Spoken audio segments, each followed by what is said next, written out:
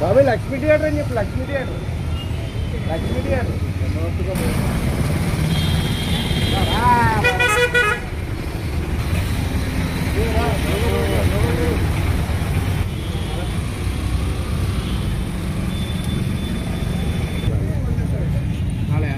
కనబడట్లేదు.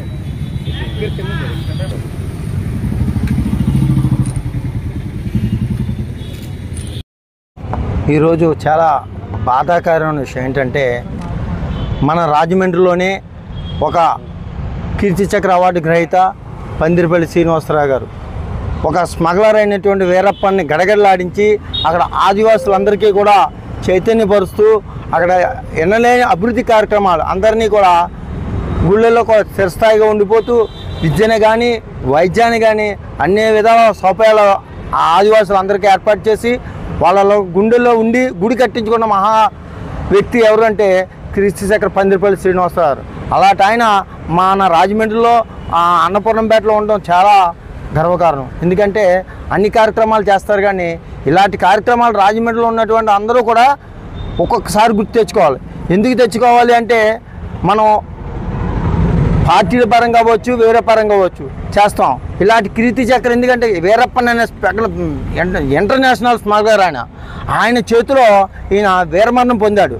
ఎలాగా ఫారెస్ట్ అధికారిగా ఉంటూ ఆయన నమ్మగలిపి ఆయన్ని ఆ రోజు మేము మా వయసు ఆ రోజులో అయితే ఆయన చనిపోయిన రోజు కరెక్ట్గా 22-23 సంవత్సరాల వయసు నాది, నా చిన్న వయసు. నేను ఆయన నరికేసి ఫింగర్స్ పంపితే చాలా బాధాకరమైన విషయం. మాకు తెలియదు ఏం జరుగుతుంది ఇక్కడ. ఇలా ఇంటికి రాగానే ఇలా జరిగిన దానికని అలాంటి మహానేతని మన ఏరియాలో పుట్టించినందుకు ఆ భగవంతుని ఆ తల్లిదండ్రులకి కూడా పాదాభివందనాలు చేస్తూ సెలవు తీసుకుంటున్నాను. రాజమండ్రి నగరవాసులందరికీ మా నమస్సుమాంజలు తెలియజేస్తూ కీర్తిచక్ర పందిళ్లపల్లి శ్రీనివాస్ ఐఎఫ్ఎస్ వారి 34వ వర్ధంతి ఈ నవంబర్ 10, 2025న జరుగుతుంది. ఈవేళ డెహ్రాడూన్లో వారి మెమోరియల్ లెక్చర్స్ జరుగుతున్నాయి.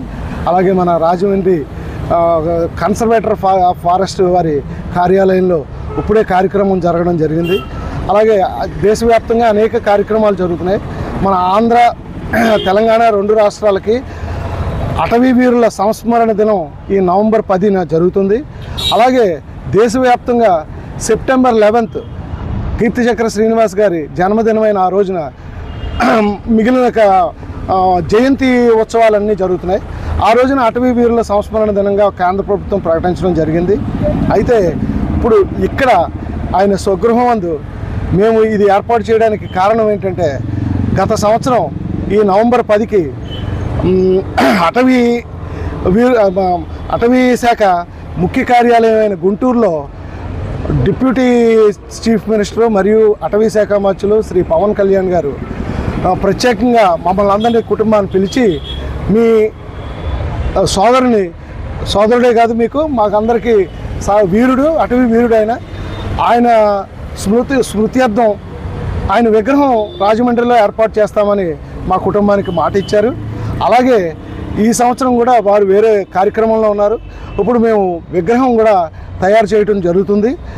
ఆ విగ్రహాన్ని ఈ త్వరలో సెప్టెంబర్ 12న కానీ నవంబర్ 10న కానీ మన రాజమండ్రి నగరంలో ప్రతిష్ఠించడం జరుగుతుందని ఇందు మూలంగా మీకు అందరికీ తెలియజేయడానికి మన రాజమండ్రి నగరవాసులందరికీ తెలియజేయడానికి అంటే ఈ వీరుని స్మృత్యర్థం అలాగే ఈయన స్ఫూర్తి విద్యార్థుల్లోని అందరిలోని నిలబడడానికి మన రాజమండ్రి నగరానికి రాజమహేంద్రవరం నగరానికి పేరు ప్రఖ్యాతులు అంటే ఐఎఫ్ఎస్ ఆఫీసర్గానే కాక ఈ వీరప్పన్ని మొట్టమొదటిగా పట్టుకోవడం కానీ ఆ సంస్కరించడం కానీ అక్కడ అటవీ శాఖలో అనేక కార్యక్రమాలు బృహత్తరమైన కార్యక్రమాలు ఆయన చేయడం కానీ అంటే ఫారెస్ట్ క్వార్టర్స్ కట్టించడం కానీ వనాలు పెంచడం కానీ అలాగే ఆయుర్వేదిక వనమూలికలతో కూడిన వనాలు పెంచడం కానీ ఇలాంటివి అనేక కార్యక్రమాలు చేయడం వినూత్నమైన కార్యక్రమాలు చేయడంతోనే ఈ దేశంలో